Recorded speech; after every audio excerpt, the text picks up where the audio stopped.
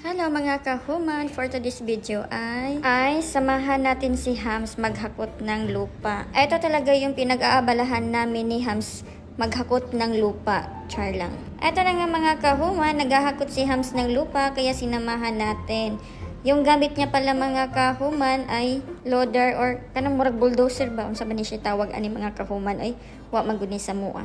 Ito kasing lupa mga kahuman ay itatambak namin dun sa may pinapagawa kaming konting building ni Hams. Secret kung anong building yon, malalaman nyo din soon mga kahuman.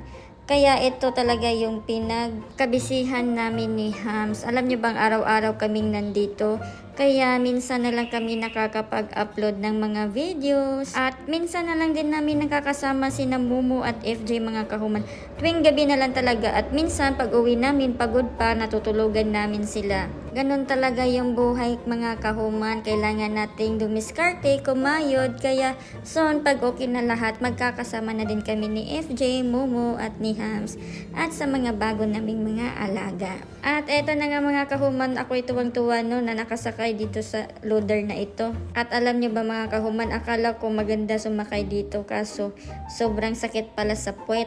Kasi medyo maalog pala mga kahuman pag sumakay ka ng loader ay nako, parang nabugbog yung puwet ko mga kahuman. At muntikan pa akong mahulog. Ito kasi si Hams, gustong-gusto niyang samahan ko daw siya na sumakay dito sa loader kasi siya naman yung nagmamaneho mga kahuman. O diba, mabuti na lang marunong si Hams magmaneho nito. Yung sa mga nagtatanong kung ano daw yung gusto ko yung marunong mag-drive ng loader, char lang. Alam niyo ba mga kahuman na sobrang need talaga namin ng lupa para itambak doon sa ginagawang building. Kasi mga kahuman yung pinatayuan namin ba hindi pantay kaya kailangan talaga na lagyan ng lupa. Tapos nagpagawa din kami ng tabay mga kahuman kaso yung lupa na nakuha namin doon sa tabay ay hindi sapat para itambak doon sa ginagawa nga namin maliit na building. Kaya ayun mga kahuman, mabuti na lang dito sa kapitbahay namin ay may mga lupa silang naitambak kasi nga nagpagawa din sila ng tabay mga 10 years ago mga kahuman. Kaya ito na lang, kinuha na lang namin ni Hams.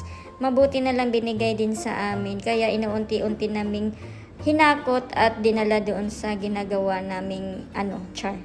Basta yun na mga kahuman. At mabuti na lang naging enough yung lupa na naitambak nila doon. Kaya ngayon ay ibang bagay na naman yung problemahin namin ni Hams. At alam niyo ba mga kahuman, habang ako ay sumasakay dito ay naalog na talaga yung utak ko. Kasi sobrang maalog pala itong loader mga kahuman pag nakasakay ka. At sabi ko na lang ni Hams, pagkatapos niyang ibabayan ay bababa na rin ako. Siya na lang yung maghahakot doon kasi nga nahihilo na din ako mga kahuman.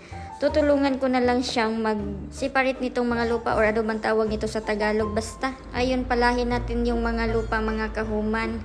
Para makatag ba unsay Tagalog maglisod jud ko para ikatag na to ning mga yuta mga kahuman na igitambak ni Hams para magpantay din yung kabila kasi nga yung iba sobrang dami ng lupa tapos dito banda sa kabila din ay kaunti lang yung lupa kaya ito na nga mga kahuman nagpapala na ako para maipantay natin yung mga lupa na hinakot ni Hams. May panday naman si Hams at saka labor kaso busy pa kasi may ginagawa din dun sa kabila.